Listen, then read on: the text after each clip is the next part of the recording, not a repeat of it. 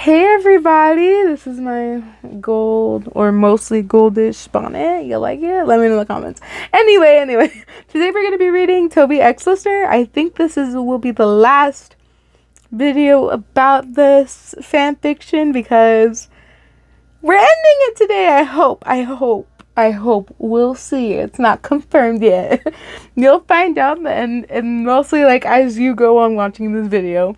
Anyway, let's get straight to the recap. So, basically, last time we left off, we were kidnapped. Wyatt was kidnapped. Or caught, really. She was caught, because she went towards Sally. Sally was like, ah! Like, that was her signal, so I'm like, screaming.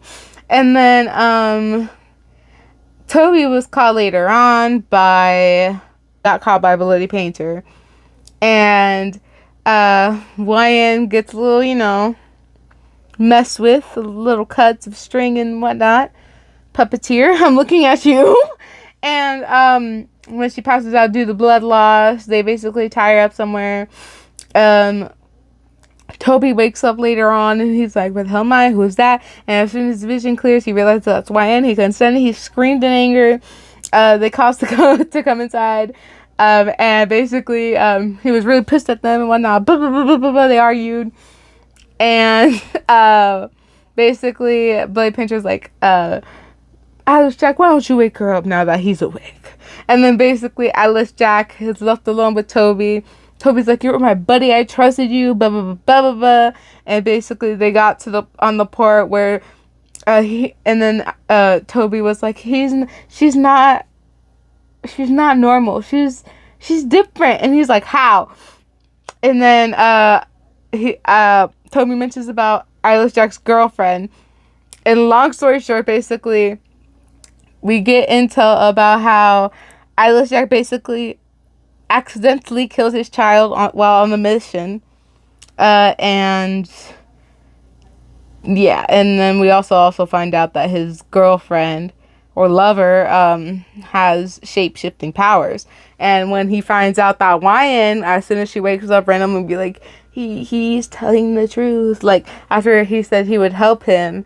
And basically, Toby was like, she has mind reading powers. When they prove that, he's like, what? Why? And then starts punching the wall, bro. And then eventually they got an agreement, like, you better go along, but I gotta go along with this, but I will help you to escape. And then, that's where we are left off. That's a long explanation, but, we got to where we needed to go. Also, end of record. But the reason I sound like this is because I have my retainers in, so as you can see, it makes me have a little bit of a lisp. So, I hope y'all don't mind that. It's not too bad. I promise. Anyways, let's get straight into the story. Chapter 57. Taking Toby's point of view. Jack finished removing my chains, and just in time, as soon as the last chain was unlocked, Painter and LJ began to enter the room, but luckily, Jack managed to rush to Wyan's side to hide suspicion. I remained still to give the illusion that I was still in chains, watching them with hatred in my eyes as they chuckled together, making their way over to the weak Wyan and deceiving Jack. Reader's point of view. Well, look at you. You look like a worn-out rag. Not enough energy in you to last the fun. LJ frowns, tapping his long claw-like fingers against his sharp fangs. The two exchanged glances before turning to EJ. LJ had an evil grin though Painter's expression was undetermined due to the mask. Jack, do us a favor. Go in and go get a shot of adrenaline, would you? Painter asked with a sweet, innocent tone, like a mother talking to her daughter. It was so fake it made me sick. Jack turned towards me but sighs, nodding and walking towards the door, shooting a glance in Toby's direction before leaving the room. So, LJ and I have been talking about what games we should play with you, and we decided on 2, but we can't come to a decision on which one to do, so we're gonna let you choose. Painter chuckles as he pulls out 2 objects from his why foot? Okay, anyways, his pocket. One was a card with a face on it, and the other was a card with a hand on it. Here's a fun game for you to start off to help choose. Would you rather? So, would you rather that LJ bites you to death? I don't know how that's going to happen. That sounds pretty kinky. Or that LJ slices you. Kind of still sounds kind of kinky. I glare at them through my fallen hair strands as my eyes blink blankly, giving the eye of disapproval. I had gained enough energy to talk, but that was it. If I were to escape, I wouldn't get far at all. I pick C. None of the above. Painter laughs in a sarcastic tone, folding his arms, clearly not amused by my answer. Though, LJ grinds his teeth, snarling with irritation. LJ opens his mouth to speak, but EJ returns into the room, holding a syringe. As he walks over, Toby must have whispered something as Jack turns his glance towards him, shaking his head. This way, Painter and LJ would be fooled as they watched him come in. But what they didn't see, when Jack shook his head, I moved my gaze to his hands, and so did Toby. He scrunched in his fingers and gave a thumbs up, to say all was still going ahead to escape. Okay then, Jack. Do your thing. Painter chuckles, gesturing his arms out towards me. I frown at his movements. Come on, think something, anything to freak you out, you little fucker. Sadly, neither of them thought anything, but that didn't mean I couldn't pretend, just to waste time to allow Toby to move. I suggest you have soup. Warms my heart. I snicker at them, watching as their bodies flinch. Painter takes an extra step towards me, grabbing my chain, forcing my forcing my head up to look at him, blocking Jack's path to get to me to inject me. What did you say? I said, have some soup. I say, slowly and clearly, as if I had to spell it out for him, spitting a little when pronouncing the word P. I don't understand, he questions, though I do not answer. Instead, I shoot a glance over to Toby, which he notices and begins to slowly tiptoe out of his spot. Jack notices and begins to cause a distraction from LJ to make sure he doesn't turn around, though I realize that he didn't have a weapon, to which he also realized. However, he used what he could to get up a shard of broken glass that was for some reason laying down. Ha ha ha, convenience. He begins to creep towards LJ's back, but before he reaches him, Painter speaks. Well, look who's free from his chains. I was shocked. He remained facing me, still holding my chin, and how the hell did he know that Toby was free? Well, there's something called peripheral vision, and I think he didn't realize that he had a limited to his mask, but let's just say he had available peripheral vision. He probably could clearly see Toby walking or trying to get out of his spot. But I don't know how that would work with the mask on, unless the mask was like on his nose and then he could see like to the very there's like a certain part where you could see. Maybe that's it, but I doubt it, because then what's the whole purpose? It just look like a round circle on your face. Anyway,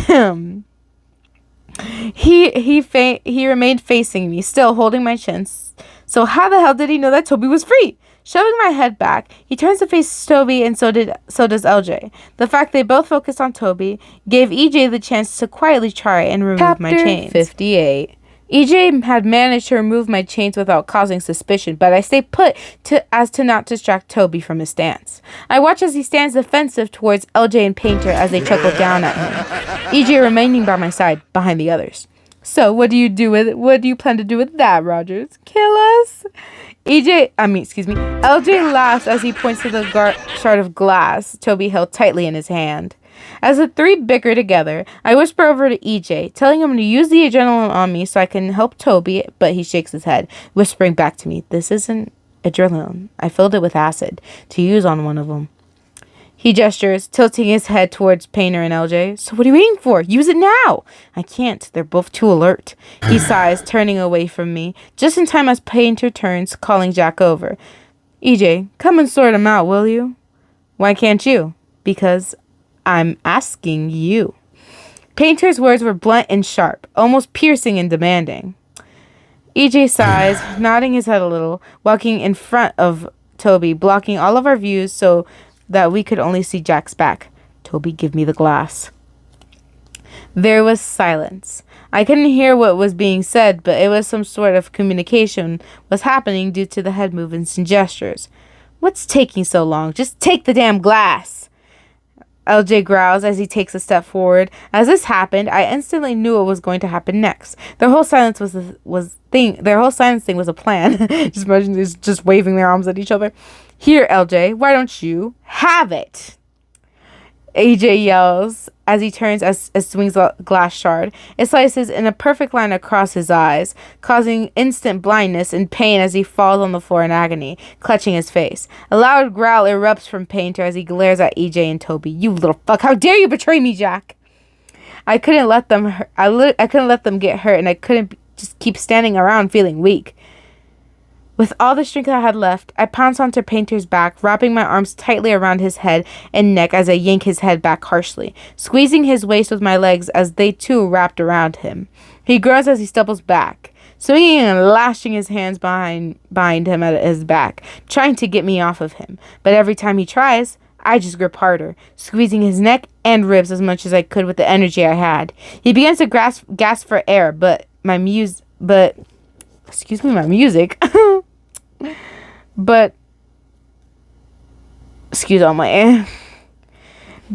body grew weak, so eventually he managed to grab me and throw me over his head. My body collided with the hard floor with a thud, causing a loud gas to spit out of my throat.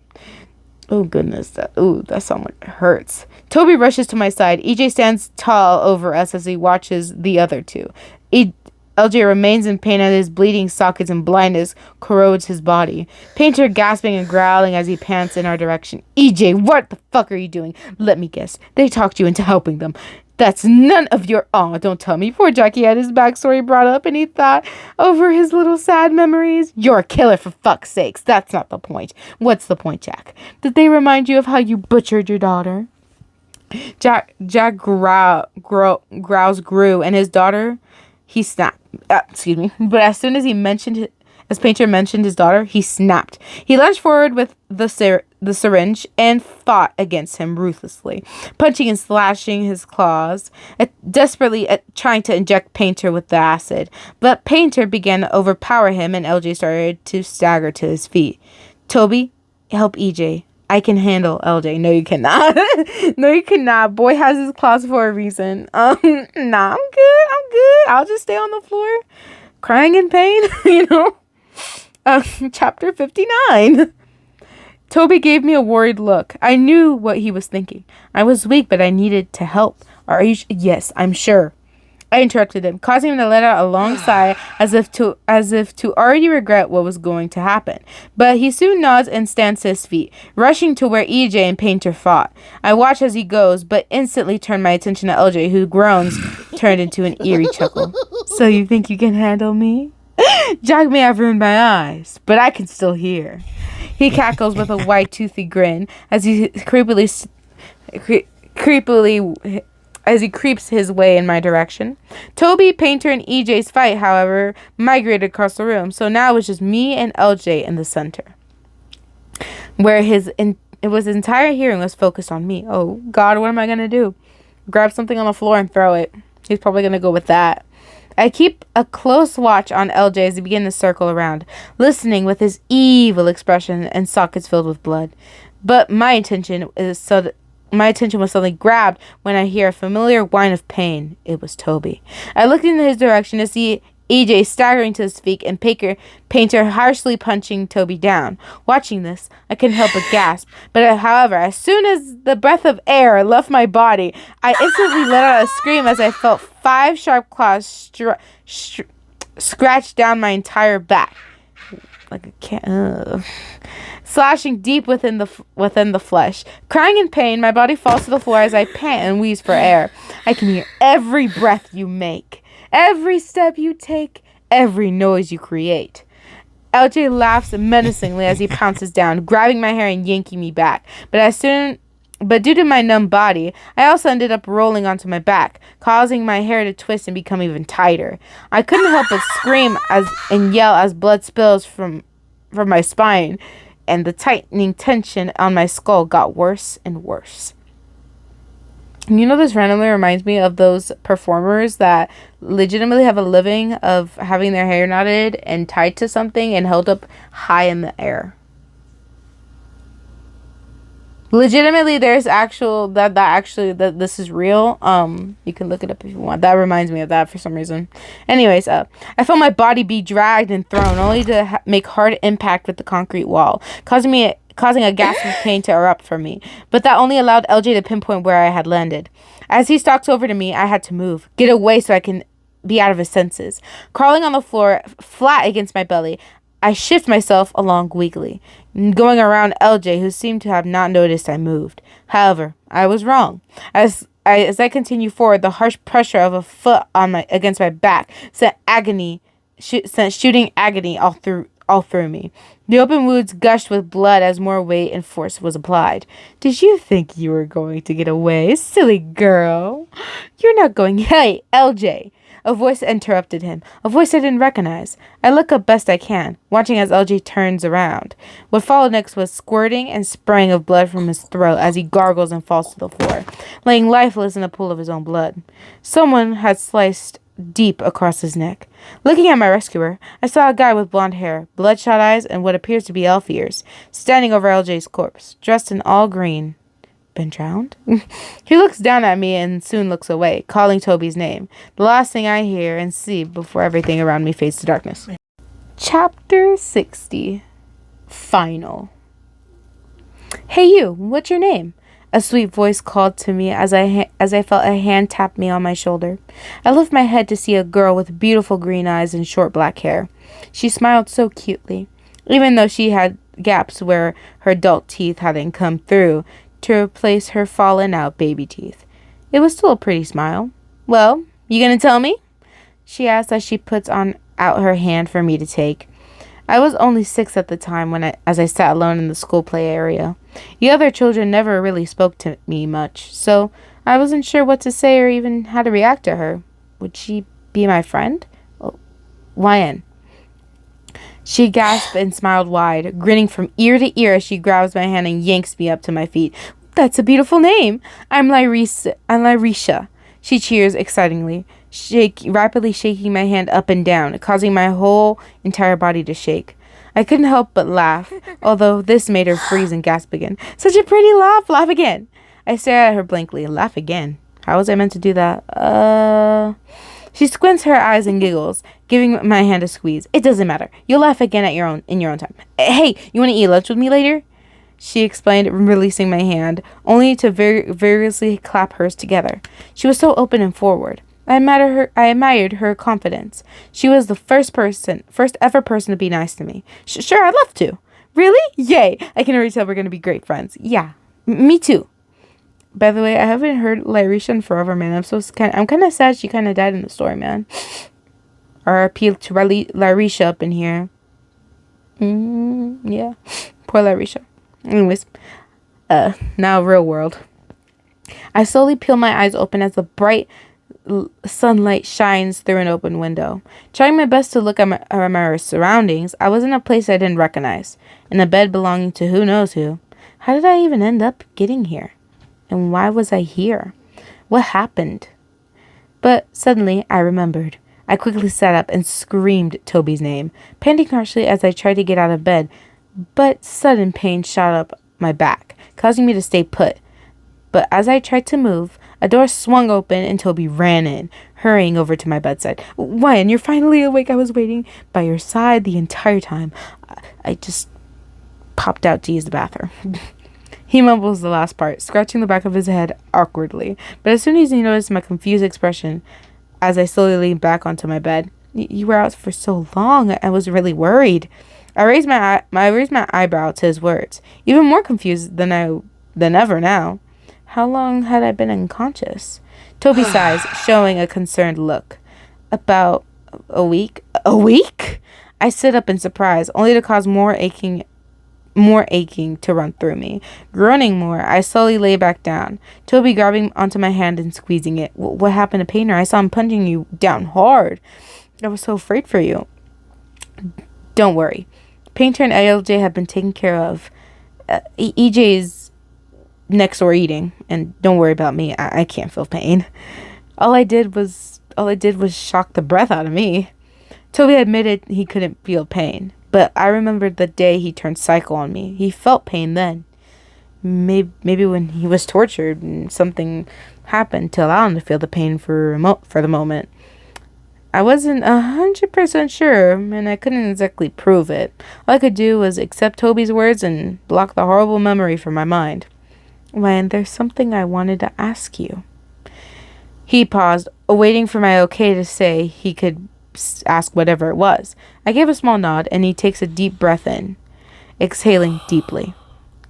Well, even though Jeff, Maskey, LJ, Painter, and Puppeteer are no longer a problem, Slender and other murderers loyal to him are still around. It's not safe for you here. So, what I was going to ask was... No. I blankly interrupted him, causing his eyes to shoot open. He opens his mouth to talk, but I speak before him. I'm not leaving you. I'm not leaving your side, Toby. He huffs with an amused smile, shaking his head with a small chuckle. You didn't let me finish. I was going to ask if you would move away with me. My heart rate increased, and so did my body temperature. I got hotter and hotter just by his simple question. Move away? Yes, we can move further into the country. A brand new town, a new start, a new life. Just me and you. I feel tears begin to form in my eyes. The sound of a new, fresh start with Toby sounded like such a good idea. It would be perfect. Moving away from the hatred, death, and bad memories. Forgetting the sorrowful past and creating a new, exciting future. So what do you say? Yes. Yes! I cry as I leant forward in a hurry to hug him. I don't care how much pain it caused me. I just wanted to hold him close. He instantly returned the embrace, holding me tightly. I love you, Toby. I continued to cry as I sobbed down his back, wrapping my arms around him even tighter. He chuckles, kissing my shoulder sweetly. I love you too, YN. I love you too. Aw, that is so cute. Aw. Oh, yeah, that is so cute.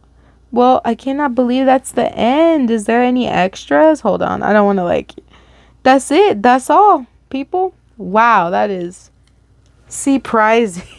I'm like, wow, I kind of really didn't expect this. I'm glad, but kind of a little sad that you had to cut my LJ man out because he was my favorite creepypasta character other than some other ones, but it's okay. No shade. It's all right. It's all right.